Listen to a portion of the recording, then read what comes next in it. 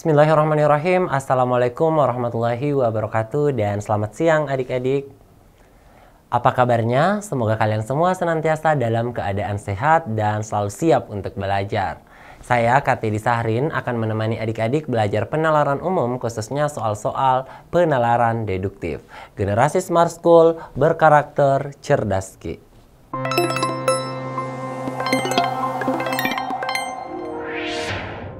Oke, baik. Jadi pada pertemuan kali ini kita khusus membahas soal-soal terkait dengan penalaran deduktif ya. Jadi soal-soal terkait penalaran deduktif yang juga merupakan bagian dari penalaran umum. Nah, jadi tujuan pembelajaran yang ingin kita capai pada siang hari ini yaitu kalian tuh mampu menyelesaikan soal-soal penalaran deduktif dengan benar. Oke, jadi soal-soal tentang penalaran deduktif ya. Jadi kalau penalaran deduktif ini itu melibatkan premis-premis gitu. Oke, supaya kalian bisa lebih terlatih dalam menyelesaikan soal-soal. Oke, langsung saja kita lanjut mengerjakan soal. Oke, ini soal nomor 1 ya. Oke, soal nomor 1. Seniman pada umumnya memang gemar berimajinasi. Beberapa di antara mereka merasa frustasi. Orang yang frustasi cenderung menjadi pecandu narkoba. Berdasarkan pernyataan tersebut, manakah di antara kesimpulan berikut yang benar? Oke, adik-adik silahkan dijawab. Kira-kira mana jawaban yang benar ya? Oke, kakak kasih waktu 1 menit ya, seperti yang UTBK. Oke, langsung saja kita bahas ya. Oke. Nah, kita lihat nih pernyataannya ya. Jadi ada beberapa pernyataannya. Seniman pada umumnya itu gemar berimajinasi. Beberapa di antara mereka merasa frustasi. Jadi ada beberapa seniman yang merasa frustasi. Kemudian orang yang frustasi cenderung menjadi pecandu narkoba. Nah, jadi di sini ada 3 premis ya. Jadi ada premis pertama, yang ini seniman pada umumnya. Kemudian ini beberapa di antara mereka merasa frustasi, premis kedua. Kemudian premis ketiga, orang yang frustasi cenderung menjadi pecandu narkoba. Nah, kita disuruh cari manakah di antara kesimpulan berikut ini yang benar. Jadi di sini sudah disediakan 5 opsi. Kemudian kita ditanya kira-kira manakah yang benar di sini ya. Oke, bagian A. Semua yang frustasi adalah pecandu narkoba. Katanya ya. Dia bilang semua yang frustasi adalah pecandu narkoba. Jadi semua yang frustasi, ini kan beberapa di antara mereka tuh merasa frustasi. Nah, orang yang frustasi, perhatikan di sini ada kata cenderung, oke? Oke, kalau cenderung berarti tidak semuanya gitu, berarti ada yang tidak. Berarti ini orang yang frustasi adalah pecandu narkoba, itu pasti salah ya. Kenapa salah? Itulah karena kan kalau misalkan semuanya adalah yang frustasi pecandu narkoba, ini harus pasti ya. Nah, ini sementara di sini ada kata cenderung, oke? Ada kata cenderung. Cenderung menjadi pecandu berarti tidak pasti dia jadi pecandu narkoba, seperti itu. Oke, untuk yang selanjutnya. Pernyataan yang kedua. Orang yang frustasi itu gemar berimajinasi. Oke, jadi ini tidak ada kata kayak sebagian ataupun beberapa. Berarti dia sudah pastikan bahwa semua orang yang frustasi itu gemar berimajinasi. Oke, jadi di sini dia bilang seniman pada umumnya memang gemar berimajinasi. Beberapa di antara mereka merasa frustasi. Jadi hanya beberapa yang merasa frustasi yang gemar berimajinasi. Seperti itu ya. Karena hanya beberapa di antara mereka yang frustasi. Oke, jadi memang seniman itu dia pandai berimajinasi. Kemudian hanya beberapa di antara mereka itu frustasi. Berarti beberapa seniman, beberapa yang frustasi itu pandai berimajinasi. Hanya beberapa, tidak semua. Jadi ini tidak bisa juga kita pilih. Sebenarnya bukan cuma itu yang membuat ini yang membuat pernyataan ke B ini, opsi B nggak bisa dipilih. Salah satunya juga karena dia cuma melibatkan premis 1 sama premis 2 saja. Premis ketiga itu tidak dilibatkan. Oke? Dia cuma melibatkan premis 1 dan premis 2 saja. Premis ketiga tidak dilibatkan. Oke, selanjutnya bagian C. Semua pecandu narkoba adalah seniman. Oke, ada lagi kata semua gitu. Oke, padahal ini sudah jelas bahwa hanya beberapa seniman yang frustasi gitu. Baru kayak orang yang frustasi cenderung. Jadi ada kata cenderung ya gitu. Cenderung menjadi pecandu narkoba. Kemudian juga jadi kita tidak bisa simpulkan bahwa semua pecandu narkoba itu adalah seniman ya. Jadi ini tidak bisa juga kita pilih ya. Kalau kita pun pakai yang rumusnya rumus Ponen, ini juga tidak memenuhi ya. Oke, kalau kita pakai rumus Ponen, ini juga tidak memenuhi. Kalau pecandu narkoba, belum tentu dia frustasi gitu. Nah, jadi belum tentu juga dia seniman. Oke, selanjutnya bagian D. Beberapa artis mungkin merupakan pecandu narkoba. Jadi dia bilang beberapa artis mungkin merupakan pecandu narkoba. Jadi dia ada kata di sini dia tandai beberapa ya. Jadi artis itu kan seniman. Oke. Jadi dia merasa frustasi. Nah, sebagian yang frustasi itu menjadi pecandu narkoba. Jadi artis ini mungkin ya. Jadi di sini ada kata mungkin ini ya. Nah, jadi dia mungkin. Nah, ada juga kata mungkin ini. Jadi beberapa artis itu mungkin merupakan pecandu narkoba. Oke, karena artis termasuk seniman, kemudian ini kayak beberapa di antara mereka itu frustasi. Kemudian orang yang frustasi itu kan cenderung menjadi pecandu narkoba. Jadi ada kemungkinannya bahwa artis itu atau seniman itu menjadi pecandu narkoba. Jadi pernyataan yang paling tepat itu adalah yang delta. Nah, kenapa oke yang delta ya. Kemudian bagian E. Kenapa bagian E ini bisa salah? Karena bagian E ini dia mengatakan bahwa semua seniman. Oke, dia bilang semua seniman. Sementara di sini sudah jelas bahwa hanya beberapa ya, hanya beberapa di antara mereka yang merasa frustasi. Seperti itu ya. Jadi hanya beberapa yang merasa frustasi gitu. Jadi jawaban yang tepat untuk soal ini itu adalah opsi delta. Oke. Aman ya? Oke, jadi jawaban untuk nomor 1 ini adalah delta. Oke, sekarang kita lanjut ya ke soal nomor 2. Oke. Nah, untuk soal nomor 2, oke, kalian bisa tulis jawabannya di kolom chat ya. Kakak kasih waktu 1 menit.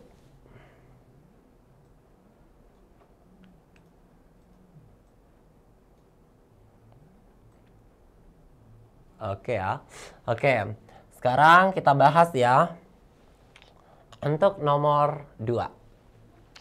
Anak laki-laki yang masih kecil selalu diberi mobilan-mobilan oleh ibunya. Anto mempunyai banyak mobilan-mobilan di rumahnya, mobil-mobilan di rumahnya. Kakak dan adik Anto tidak menyukai mobil-mobilan. Jadi, jadi di sini kita disuruh menyimpulkan lagi kira-kira yang mana yang benar ya.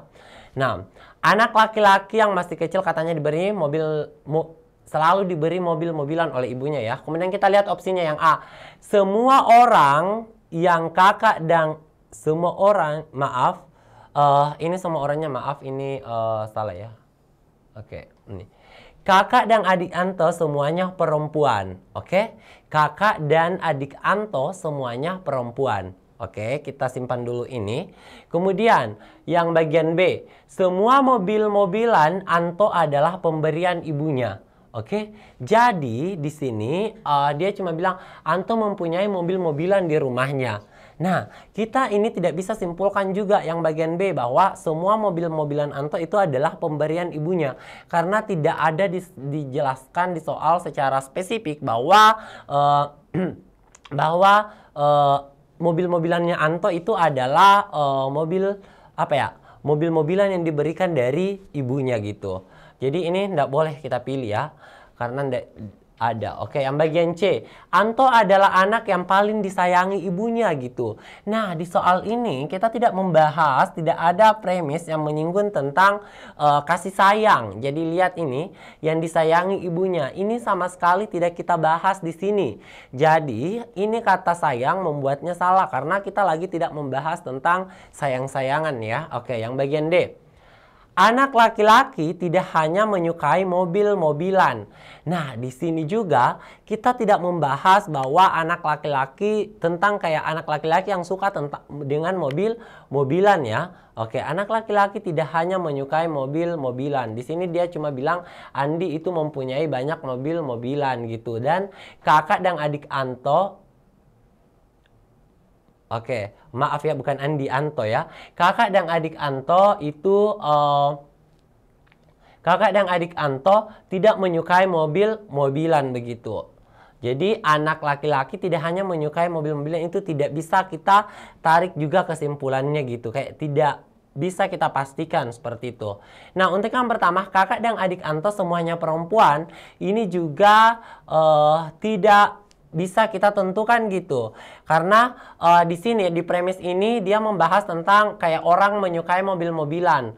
Dan yang premis pertama kayak anak laki-laki yang masih kecil itu selalu diberi main mobil-mobilan gitu. Jadi kayak tidak nyambung gitu. Jadi premisnya ini tidak nyambung. Jadi kalau misalkan dia tetap dikasih mobil-mobilan, belum tentu dia menyukainya begitu.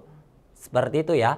Jadi kalau karena premis satu itu tentang kayak diberi mobil mainan, kemudian tidak ada pernyataan tentang diberi mobil mainan lagi, apakah dia suka atau tidak, ini tidak nyambung gitu. Oke, tidak ada premis yang menghubungkan antara kalau diberi mobil mainan dia bakalan suka gitu.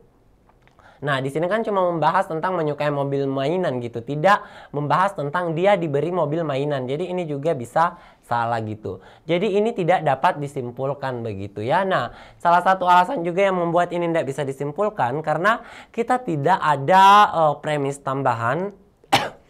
Premis tambahan yang membantu kita menjelaskan bahwa Andi ini Anto ini adalah laki-laki yang sudah tidak yang masih berusia yang masih kecil ya. Tidak ada premis yang menyatakan bahwa si Anto ini adalah anak yang masih kecil begitu.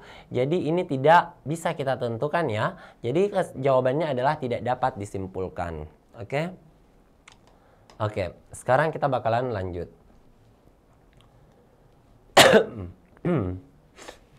Oke, sekarang kita ke soal nomor 3. Oke, soal nomor 3 ya. Oke, kakak kasih waktu lagi 1 menit ya untuk menjawab sebelum dicocokkan jawabannya dengan jawabannya kakak.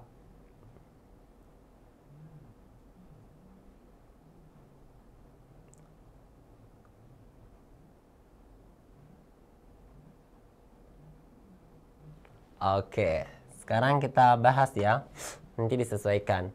Pemandu wisata yang bisa bahasa Korea juga bisa bahasa Inggris. Pemandu wisata yang bisa bahasa Inggris banyak memandu wisatawan asing.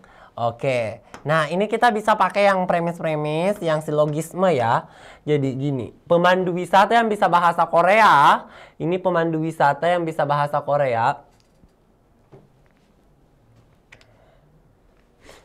Oke, pemandu wisata yang bisa bahasa Korea, kita saji dia P. Oke, kemudian dia juga bisa bahasa Inggris. Ini kasih jadi kui. Oke, jadi P maka kui. Oke, nah selanjutnya pemandu wisata yang bisa bahasa Inggris banyak memandu wisatawan asing. Oke, jadi ini kita kasih jadi dia bahasa Inggris kan ini kui ya tadi. Maka banyak memandu wisatawan asing. Oke, ini R. Oke, jadi P maka R. Nah, ingat ya di silogisme ya. Oke, ingat silogisme. Nah, ini atau bisa juga sebenarnya ini kalian bisa coret nih kuinya. Ceng, coret kuinya. Jadi ini, ceng, kita coret. Bisa ini dicoret kuinya. Jadi kesimpulannya apa? Kesimpulannya adalah P maka R. Oke, kesimpulannya P maka R. Atau pemandu wisata yang bisa bahasa Korea banyak memandu wisatawan asing. Oke, pemandu wisata yang bisa bahasa Korea banyak memandu wisatawan asing. Kita lihat, semua pemandu wisata yang tidak bisa bahasa Korea banyak memandu wisatawan asing.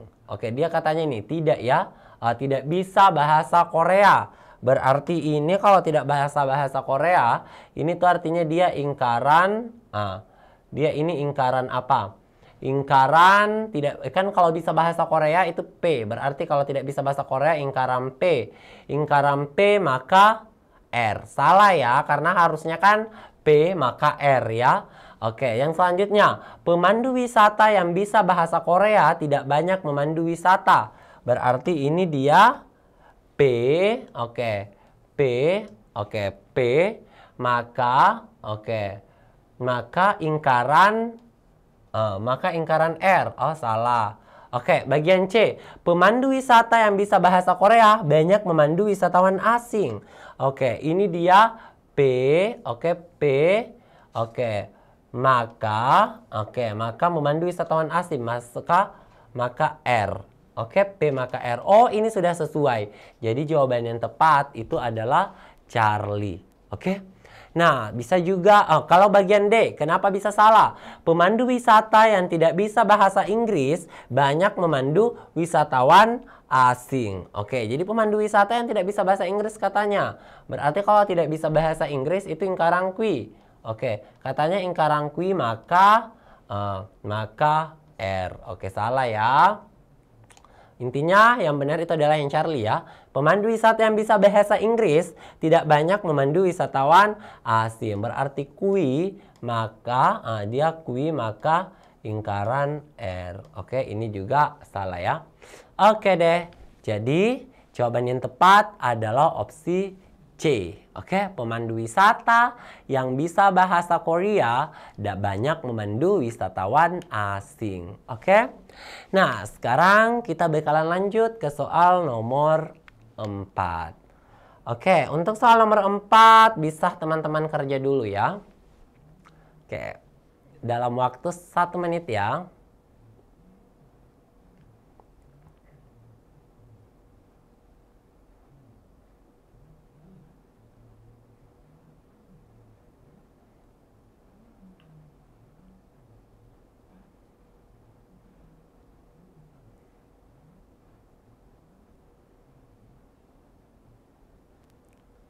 Oke, sekarang kita bahas. Oke, nanti jawabannya disesuaikan ya. Kenzo adalah anjing yang baik. Kolonel adalah seekor banteng. Anjing yang baik adalah anjing yang cepat dan dapat menjaga rumah tetap aman. Banteng tidak mengeluarkan suara berisik. Oke, jadi di atas ini ada premis, baru ditanya mana pernyataan yang pasti benar ya. Oke, jadi kalau pasti benar harus bersesuaian sama premis-premisnya. Yang pertama, dia membahas bahwa Kenzo adalah anjing yang penurut. Oke, jadi dia bilang bahwa Kenzo adalah anjing yang penurut gitu. Nah, perhatikan di sini ada kata anjing penurut. Lagi-lagi teman-teman, kita di sini tidak ada kata-kata bahwa kata-kata penurut begitu. Jadi tidak ada premis yang menjelaskan bahwa Kenzo ini adalah anjing yang penurut begitu. Jadi ini tidak bisa kita pilih. Oke, yang selanjutnya. Oke. Kolonel adalah banteng yang cepat. Nah, di sini tuh cuma ada premis yang menjelaskan tentang kolonel, itu cuma di sini sama yang bawah. Kolonel adalah seorang banteng, kemudian banteng tidak mengeluarkan suara berisik. Jadi, karena di sini membahas tentang banteng yang cepat, ini premisnya tidak ada ya. Jadi ini tidak bisa kita tentukan, oke?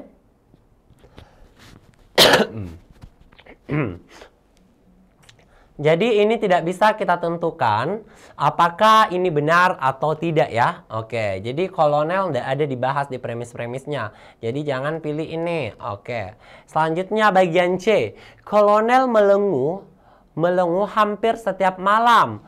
Melengu itu adalah caranya banteng bersuara ya. Jadi bahasa melengu itu bahasa bagaimana caranya banteng bersuara, kayak ayam kan kukuruyuk gitu. Nah, itu ya kalau melenguh itu adalah cara banteng bersuara gitu. Nah, di sini kan ada premis mengatakan bahwa banteng tidak mengeluarkan suara berisik. Baru ini dia bilang banteng itu melenguh hampir tiap malam. Dia katanya melenguh hampir tiap malam. Jadi ini juga salah ya. Oke, karena bertentangan begitu. Nah, bagian D, Kenzo adalah anjing yang cepat. Nah, di sini yang membahas tentang Kenzo itu adalah ini.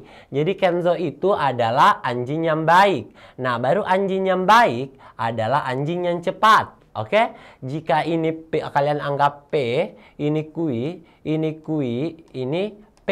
Jadi jika P maka, maaf, ini R. Jika P maka R. Jadi kesimpulannya ini kan P maka kui, baru kui maka R. Jadi ini bisa dicoret. Jadi yang tersisa adalah P maka R. Jadi Kenzo itu adalah anjing yang cepat. Jadi bisa jawab pakai delta. Bisa juga kalian tidak pakai rumus-rumus seperti ini. Sudah bisa kalian tebak. Untuk yang bagian E kenapa salah? Karena dia bilang Kenzo dan kolonel dapat membantu menjaga keamanan rumah. Nah, di sini yang bisa itu cuma Kenzo aja. Oke, cuma Kenzo aja. Kolonel ini tidak ada penjelasannya di premis bahwa dia ini bisa menjaga rumah tetap aman gitu ya. Oke. Nah, jadi ini jawabannya delta. Oke, sekarang kita lanjut lagi ya ke soal nomor 5. Oke, untuk soal nomor 5 ini silahkan teman-teman dijawab lagi. Kakak kasih waktu 1 menit.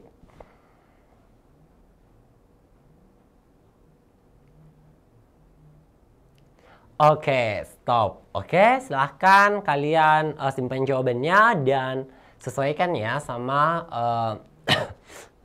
pembahasannya kakak nanti ya. Oke, sebuah toko pakaian olahraga menawarkan berbagai merek sepatu untuk dijual.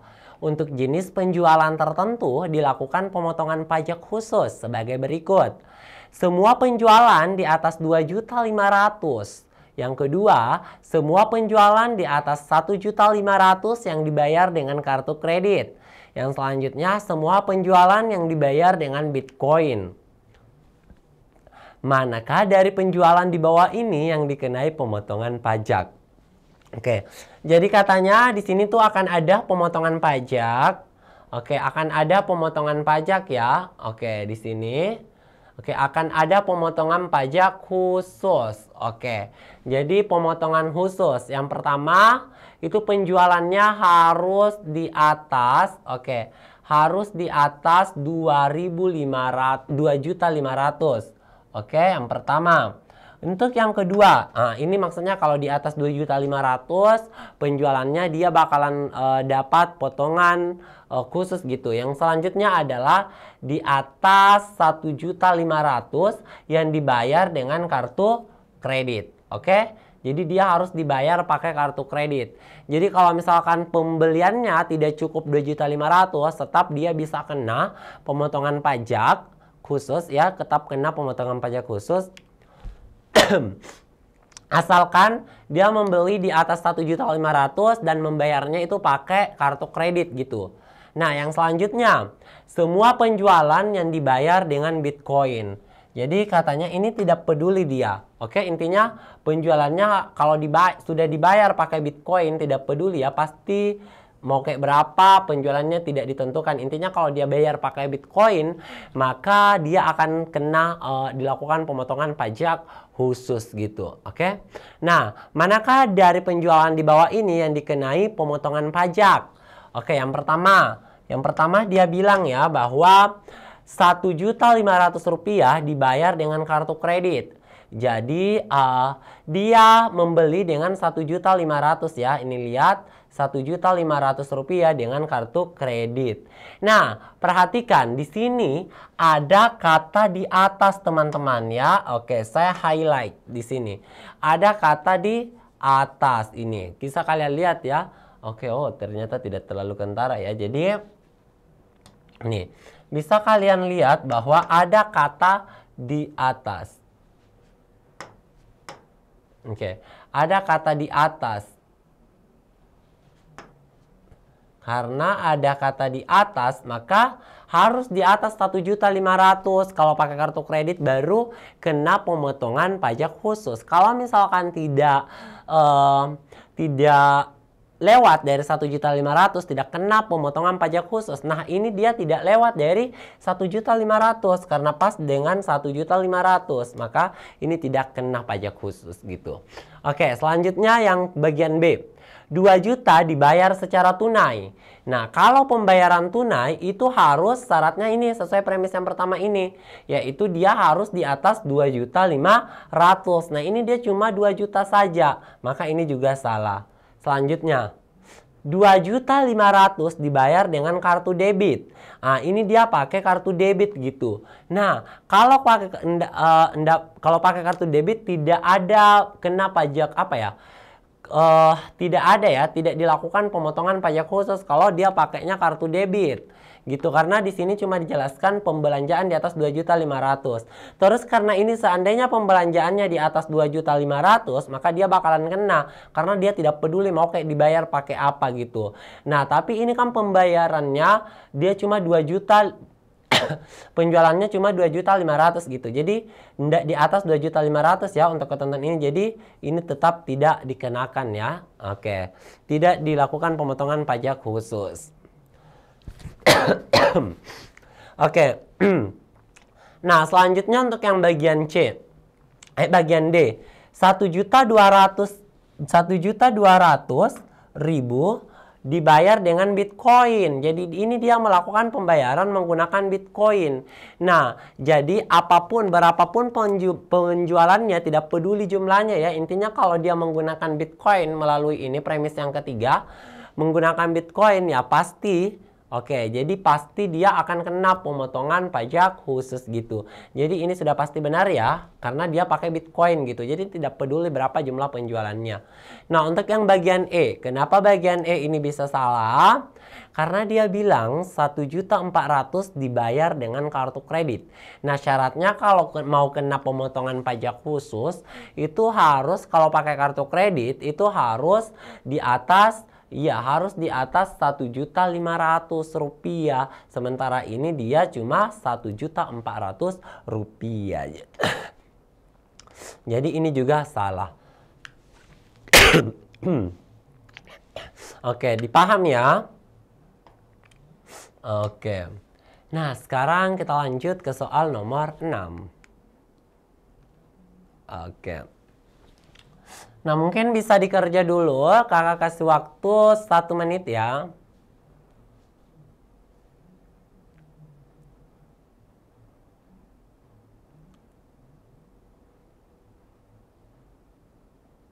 Oke, stop ya. Sekarang kita bahas ya. Dan nanti sesuaikan jawabannya ya. Atau kalau ada jawabannya silahkan tulis di kolom chat. Rangga adalah teman kelas Bima. Suatu hari, ia memberikan teka-teki kepada Bima. Ia akan diberikan serangkaian pertanyaan dan Bima harus menentukan kesimpulan dari pernyataan-pernyataan tersebut. Diberikan pernyataan-pernyataan berikut. Yang pertama, jika Rangga memiliki PR, maka Rangga tidak bermain di lapangan. Yang kedua, jika Rangga tidak bermain di lapangan, maka Bima tidak akan bermain bola di lapangan. Jika Bima bertemu Rangga, maka Bima akan bermain bola di lapangan. Kenyataannya, Bima bermain bola di lapangan.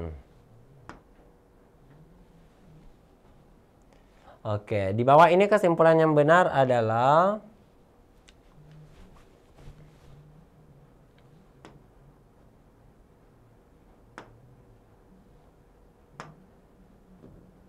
masih ingat kan rumus Ponen dan rumus Tollens? Kalau ada pernyataan misalkan gini, jika P maka Q, dan ternyata hasilnya adalah Q, hasilnya adalah Q, maka ini apa? Maka tak dapat disimpulkan, tidak dapat disimpulkan ya.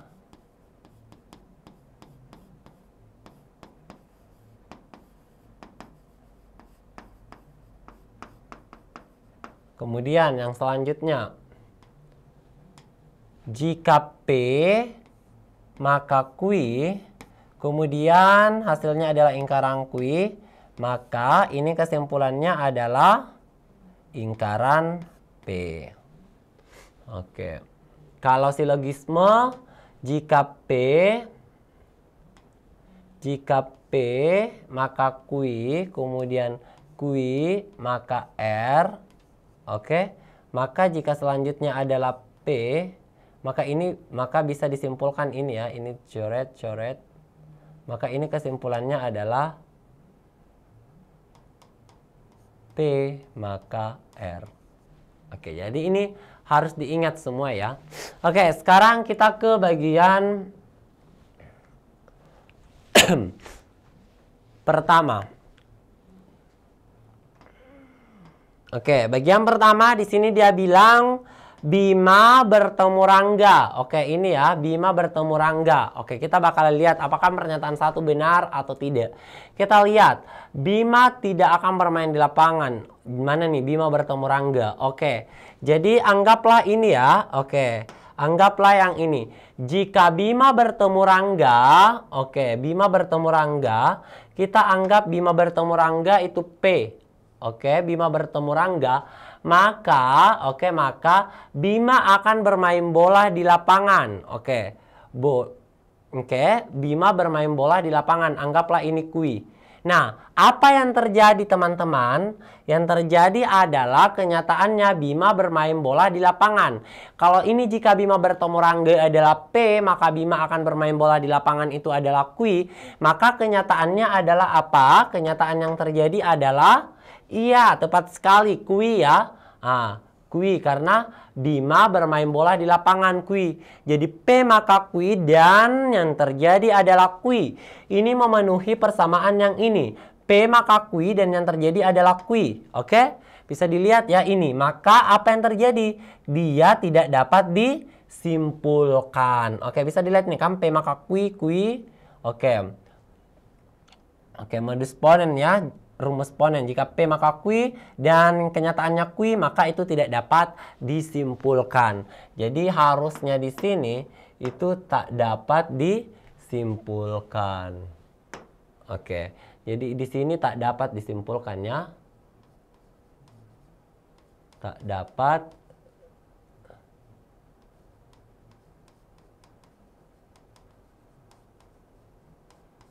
simpulkan. Oke, selanjutnya yang kedua, bagian B. Rangga bermain di lapangan. Oke, cari kata Rangga bermain di lapangan. Oke, Rangga bermain di lapangan. Oke, ini ada kata Rangga bermain di lapangan ya. Oke, ada kata Rangga bermain di lapangan. Oke, ini ya, ini Rangga bermain di lapangan. Oh, ini Rangga tidak bermain di lapangan. Oke, ingat ya. Ini Rangga tidak bermain di lapangan. Kalau kita kasih dia, jadi ini kesatuannya. Rangga tidak bermain di lapangan ini sebagai P. Oke, kita anggap dia P. Nah, Bima tidak akan bermain bola di lapangan. Jadi Bima tidak bermain bola di lapangan, ini itu adalah Q. Ingat ya, ini yang pakai tidak-tidak. Oke, ada kata tidak-tidaknya. Jadi kalau Rangga tidak bermain bola di lapangan adalah P, maka ingkaran P-nya itu adalah, ingkaran P-nya adalah apa? Rangga bermain di lapangan, gitu. Nah, ini kan kalau Q-nya Bima tidak akan bermain bola di lapangan, berarti ingkarannya Q itu adalah Bima bermain bola di lapangan. Nah, apa yang terjadi? Yang terjadi adalah Bima bermain bola di lapangan. Berarti yang terjadi itu adalah apa? Adalah ingkaran Q. Bisa dipaham ya? Jadi yang terjadi adalah ingkaran Q. Oke, kenapa ingkaran Q? Jadi kalau kakak tulis kembali gini untuk yang kedua ini, jadi P itu maka Q, terus P maka Q, terus yang terjadi itu adalah Bima bermain bola di lapangan. Bima bermain bola di lapangan itu adalah negasi atau ingkaran dari Q. Karena kita ambil Q-nya ini. Perhatikan teman-teman, Bima tidak akan bermain bola di lapangan. Berarti ingkarannya Q itu adalah Bima bermain bola di lapangan. Berarti yang terjadi adalah negasi Q. Nah, kira-kira apa kesimpulannya? Kesimpulannya ini, teman-teman, itu memenuhi rumus Tollens, yaitu ini. P maka Q, kemudian yang terjadi ingkaran Q, maka Maka apa yang terjadi? Maka dapat disimpulkan ingkaran P. Oke, maka ini kesimpulannya adalah ingkaran P. Nah, kita lihat P-nya apa? P-nya adalah jika Rangga tidak bermain di lapangan. Berarti karena P-nya Rangga tidak bermain di lapangan, maka ingkaran P-nya adalah Rangga bermain di lapangan. Oke, karena Rangga bermain di lapangan, maka sudah bisa dipastikan opsi yang B ini benar. Oke, karena dia memenuhi ingkaran P gitu. Nah, selanjutnya untuk yang bagian C. Kenapa bagian C ini bisa salah? Nah, kita lihat ya. Rangga memiliki PR. Oke, Rangga memiliki PR. Nah, kita ambil lagi misalkan, oke, ini sebagai P. Oke, kita ambil ini lagi sebagai P. Jika Rangga memiliki PR sebagai, kemudian maka Rangga tidak bermain di lapangan sebagai Q. Oke? P maka Q. Rangga tidak bermain di lapangan. Oke, berarti ini adalah Q lagi. Oke, ini adalah Q lagi. Rangga tidak bermain di lapangan, maka Bima tidak akan bermain di lapangan. Ini sebagai R. Oke. Nah, jika P maka Q, kemudian Q maka R, maka ini memenuhi silogisme. Yang ini yang hijau ya, hijau yang ini yang kakak gambar, dia memenuhi silogisme. Jadi harusnya dia gimana? Harusnya dia adalah P maka P maka R. Oke, jadi harusnya Dan apa yang terjadi? Yang terjadi adalah Bima bermain bola di lapangan. Nah, karena Bima bermain bola di lapangan, berarti yang terjadi itu adalah ingkaran R. Kalau ingkaran R yang terjadi, maka kesimpulannya ini apa? Kesimpulannya adalah ingkaran P. Yang mana P-nya? P-nya Rangga memiliki PR. Kalau P-nya adalah Rangga memiliki PR, maka negasi dari Rangga memiliki PR itu adalah Rangga tidak memiliki PR. Maka ini salah ya, karena dia bilang Rangga memiliki PR gitu. Oke ya. Jadi harusnya jadi kan ini. Jadi harusnya karena ini negasi P, harusnya di sini harusnya Rangga tidak memiliki PR. Oke? Seperti itu. Nah, untuk yang bagian D, kenapa bagian D bisa salah? Kita lihat. Rangga tidak bermain bola. Oke. Nah, di sini itu tidak ada memang dibahas bahwa Rangga ini main bola atau tidak. Yang bermain bola itu adalah si Bima. Kalau persoalan main bola itu si Bima. Kalau si Rangga itu cuma bermain di lapangan saja. Nggak ada kayak dia main bola atau enggak.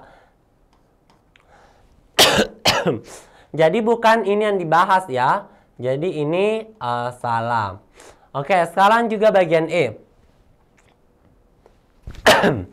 Bima tidak memiliki PR. Nah, di premis-premis tidak ada yang terkait dengan PR-nya si Bima. Jadi PR Bima itu tidak dibahas. Yang ada PR-nya itu cuma Rangga. Jadi ini juga salah. Oke, jadi cukup jelas sekali. Jawabannya itu adalah yang bravo. Oke, sekarang kita bakalan lanjut ke soal nomor 7. Oke.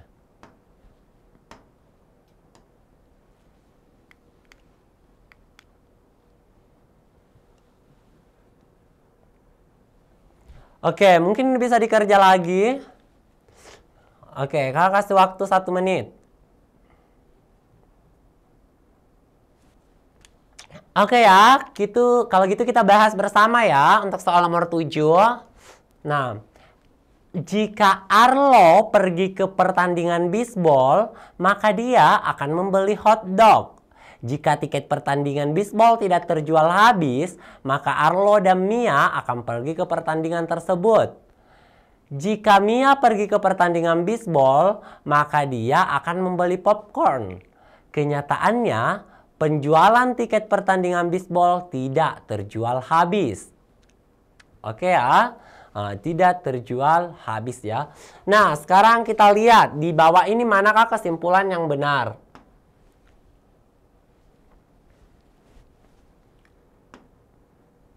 Nah, kita lihat kenyataannya hasil penjualan tiket tidak terjual habis. Kita lihat yang pertama ini. Jika tiket pertandingan tidak terjual habis, kita anggap saja ini P. Oke, Kita anggap saja ini P tidak terjual habis, maka P maka Arlo dan Mia, perhatikan ini Arlo dan Mia. Arlo dan Mia itu pergi ke pertandingan. Ini kita sebut saja Kui. Dia pergi ke pertandingan. Nah, jika Arlo pergi ke pertandingan, anggaplah kita di sini ke Arlo-nya dulu. Si Arlo pergi pertandingan. Kita kasih saja dia Kui. Karena Arlo pergi pertandingan, maka dia akan membeli hotdog. Hotdog. Nah sebenarnya di sini bisa dilihat bahwa kenyataannya adalah penjualan tiket pertandingan bisbol itu tidak terjual habis gitu. Berarti kan artinya P-nya nih terjadi. Kalau P-nya terjadi, maka yang terjadi adalah Kui. Yang terjadi adalah Kui. Apa itu Kui? Ya, yang Kui berarti Arlo dan Mia pergi ke pertandingan. Kan gitu ya. Kan gini. P maka Kui. Nah yang terjadi adalah si P. P terjadi maka Kui juga pasti terjadi. Arlo dan Mia bakalan pergi ke pertandingan. Jadi dia Arlo dan Mia ada kata dan. Ini ada kata dan di kata hubungnya. Sementara di sini dia bilang atau. Di sini dia bilangnya atau. Berarti ini membuatnya salah. Kenapa salah? Karena harusnya Arlo dan Mia. Arlo dan, bukan atau. Jadi ini salah ya. Harusnya Arlo dan Mia bakalan pergi ke pertandingan bisbol. Seperti itu. Nah, untuk yang opsi B. Kenapa? Arlo membeli sebuah hotdog. Arlo katanya membeli sebuah hotdog. Nah, perhatikan. Nah, si Arlo dan Mia kan pergi ke pertandingan. Nah, kalau si Arlo ini, yang ini, perhatikan kalau Arlo pergi ke pertandingan bisbol, maka Arlo akan membeli hotdog. Berarti ini benar. Arlo itu akan membeli hotdog. Berarti ini benar bagian C, bagian B. Nah Kak, kenapa sih bagian C itu bisa salah? Nah kita lihat yang bagian C. Mia tidak pergi ke pertandingan bisbol. Ini sudah pasti jelas-jelas salah. Kenapa ini jelas-jelas salah? Karena sudah dikatakan bahwa si Arlo dan Mia itu pergi ke pertandingan. Karena Arlo dan Mia berarti si Mia itu pergi ke pertandingan bisbolnya gitu. Makanya ini salah karena dia bilang Mia itu nggak pergi ke pertandingan bisbol gitu. Nah, untuk yang bagian D. Mia dan Arlo membeli popcorn. Nah, ada lagi kata di sini dan. Ada kata dan. Mia dan Arlo. Padahal yang membeli popcorn kalau kita cermati ini itu hanya si Mia saja yang beli popcorn karena tidak ada penjelasan bahwa si Arlo itu mau beli popcorn. Jadi tidak bisa karena dia bilang Mia dan Arlo berarti artinya si Arlo juga itu beli popcorn. Berarti ini salah. Seperti itu. Nah, untuk yang bagian E, pertandingan bisbol ditiadakan. Pertandingan bisbol ditiadakan katanya. Ini lebih-lebih ya. Lebih-lebih salah ya. Nah, jadi jawaban yang tepat adalah opsi yang beta. Arlo membeli sebuah hotdog. Teman-teman, untuk pembelajaran kita pada siang hari ini cukup sampai di sini. Semoga apa yang KT disampaikan itu bisa bermanfaat buat teman-teman dan bisa membantu teman-teman untuk lolos masuk ke PTN impiannya tentunya di prodi yang teman-teman impikan. Wabillahi taufiq wal hidayah. Wassalamualaikum warahmatullahi wabarakatuh.